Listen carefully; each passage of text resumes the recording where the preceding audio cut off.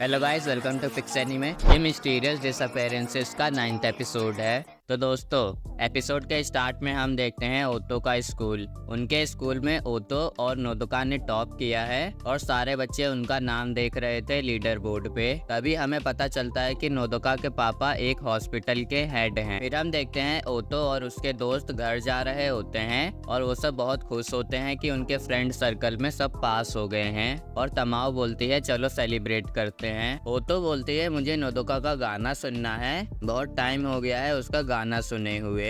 नोदोका भी बहुत खुश हो जाती है और बोलती है चलो कैरियोके चले, और सब तैयार हो जाते हैं कैरियोके जाने के लिए। नेक्स्ट हम देखते हैं वो सब कैरियोके में एंजॉय कर रहे होते हैं और नोदोका गाना गा रही होती है। ओतो गाने के बीच में खाना ऑर्डर कर रही थी और जब नोदोका का गाना खत्म होता है वो देखती है ओतो फोन पे बात कर रही थी और नोदोका बोलती है तुमने मेरा गाना तो नहीं सुना ना। इन सब के बाद नोदोका अपने घर की ओर चली जाती है और बाकी की लड़कियां अपने घर की तरफ। आगे हम देखते हैं नोदोका उसी हॉस्पिटल में जाती है जिसमें उसके पापा हेड हैं। वो रिसेप्शन पे बोलती है कि उसे उसके पापा से मिलना है। रिसेप्शनिस्ट बताती है कि नोदोका के पापा अभी मीटिंग में हैं। नोदोका फिर अपना टेस्ट स्कोर उस रिसेप्शनिस्ट को दे देती है ताकि वो नोदोका के पापा को टेस्ट स्कोर दिखा दे। और नोदोका रिसेप्शनिस्ट को बोलती है टेस्ट स्कोर्स को मत देखना। नोदोका फिर हॉस्पिटल से निकल जाती है और अपने घर पहुंच जाती है। उसके घर पे उसकी होम ट्यूटर उसका वेट कर रही होती है।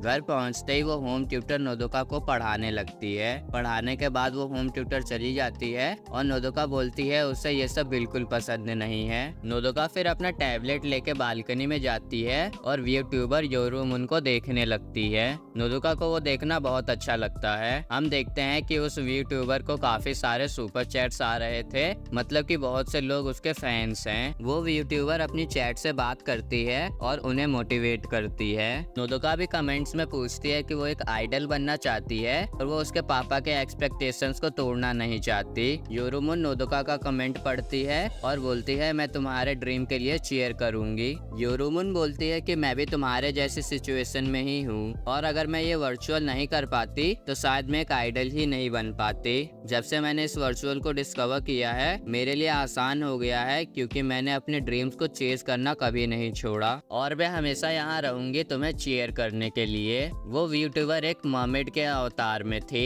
अगले दिन हम देखते हैं नोदोका अपने स्कूल के गेम ऑडिटोरियम में सो रही होती है और वहाँ पर उनामे सेंसेई आ जाती हैं और नोदोका को उठाती हैं और बोलती हैं तुम यहाँ क्यों सो रही हो, कल रात को देर तक कुछ देख रही थी क्या। नोदोका बताती है वो यूट्यूबर योरुमुन को देख रही थी। उनामे सेंसेई को समझ नहीं आता कि नोदोका किसके बारे में बात कर रही है और नोदोका उनामे सेंसेई को योरुमुन के बारे में बताती है। उनामे सेंसेई बोलती है योरुमुन को देखने के बाद तुम आज बहुत अच्छे मूड में हो पर तुम देर रात तक मत जागा करो। उनामे सेंसेई को अभी भी क्लियर नहीं होता कि यूट्यूबर क्या होते हैं और नोदोका बताती है कि यूट्यूबर्स 3D मॉडल या इलस्ट्रेशन का यूज करके लाइव स्ट्रीम करते हैं। उनामे सेंसेई बोलती है मुझे तुम्हारी बहुत चिंता होती है क्योंकि तुम्हारे पेरेंट्स सक्सेसफुल हैं और तुम्हें बहुत प्रेशर होगा उनके जैसा बनने का, पर अब मुझे खुशी है कि तुम्हारा ड्रीम है आइडल बनने का और मुझे पूरा यकीन है कि तुम अपना सपना पूरा करोगी। नेक्स्ट हम देखते हैं नोदोका खबर पढ़ रही होती है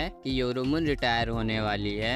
ये खबर पढ़ के नोदोका बहुत निराश हो जाती है और हम देखते हैं जब नोदोका की होम ट्यूटर उसे पढ़ा रही होती है नोदोका का मन नहीं लग रहा था पढ़ने में। वो योरुमुन के रिटायर होने की खबर से उदास थे। होम ट्यूटर के जाने के बाद नोदोका रोने लगती है। फिर अचानक से नोदोका का टैबलेट ऑन हो जाता है और उस पे यूट्यूबर योरुमुन का लाइव स्ट्रीम चल रहा होता है। नोदोका हैरान होती है ये देखकर क्योंकि उसने योरुमुन के रिटायर होने की खबर देखी थी।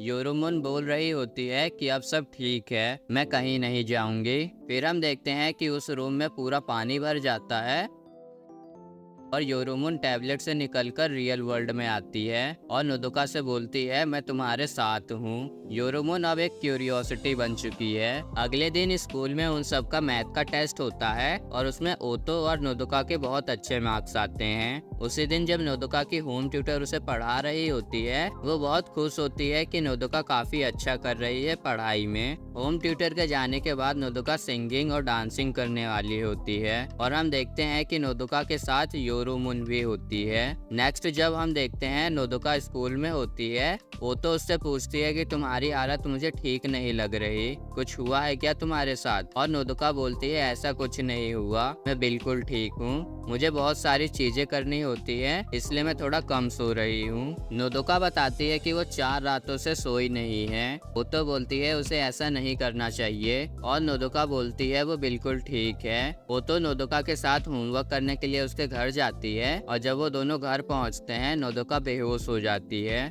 और ओतो को नोदोका के रूम में दिखता है एक मार्कर। नोदोका के साथ साथ काफी और लोग भी बेहोश हो गए थे। ओतो अपना मेड का काम खत्म कर लेती है और उसी बिल्डिंग की छत पर सुमिरे को और अदासिनो से मिलती है। सुमिरे को बताती है कि बहुत सारे लोग नोदोका की तरह ही अचानक से बेहोश हो रहे हैं और जो भी बेहोश हो रहा है वो योरुमुन का फैन है। ओतो बताती है कि नोदोका भी योरुमुन के बारे में कुछ बोल रही थी। सुमिरे को बोलती है योरुमुन रिटायर हो गई है पर उसके रिटायरमेंट के बाद भी उसके लाइव स्ट्रीम के रूमर्स हैं। फिर रेन बोलता है क्या तुम सुकुमोगामी के बारे में जानती हो? रेन बताता है सुकुमोगामी के बारे में एक स्टोरी है मुरोमाची एरा के टाइम की जिसका नाम है सुकुमोगामी इमाकी। उस समय बोला जाता था कि सुकुमोगामी ऑब्जेक्ट्स हुआ करते थे जिनकी लोग बहुत चिंता करते थे, पर जब से लोगों ने उन ऑब्जेक्ट्स को फेंकना और उन्हें बुरी तरीके से रखना चालू किया था तब से ही सुकुमोगामी बने हैं और वो ह्यूमंस को हार्म करते हैं। सुकुमोगामी बनने के पीछे क्यूरियोसिटीज का हाथ हो सकता है। रेन और बताता है कि ह्यूमंस जो भी अपना डिजिटल डाटा मिटा देते हैं वही एक सुकुमोगामी बन के आया है और अपना रिवेंज ले रहा है। फिर हम देखते हैं नोदोका हॉस्पिटल में होती है और वहाँ पर वो काली बिल्ली भी होती है। वो काली बिल्ली फिर वहाँ से छलांग मार देती है नीचे की तरफ। फिर हम देखते हैं ओतो, रेन और सुमिरे को स्कूल के छत पर होते हैं और वो सब देख रहे थे कि बेहोश होने वाले केसेस बढ़ते जा रहे हैं। ओतो बोलती है रेन से कि प्लीज नोदोका को बचा लो और रेन बोलता है तुम सब कुछ मुझ पर छोड़ दो। फिर हम देखते हैं वो काली बिल्ली एक लड़की के पास जाती है और उसे कुछ बताने लगती है। हम ये भी देखते हैं कि बहुत सारी बिल्लियां नाच रही होती हैं। वो लड़की बोलती है अब तुम तैयार हो जाओ, मैं आ रही हूँ, और वो लड़की डांस करने लगती है। और दोस्तों ये वाला एपिसोड यहीं पे खत्म होता है। दोस्तों अगर वीडियो अच्छी लगी हो तो लाइक करना और चैनल को सब्सक्राइब करना। Thanks for watching guys.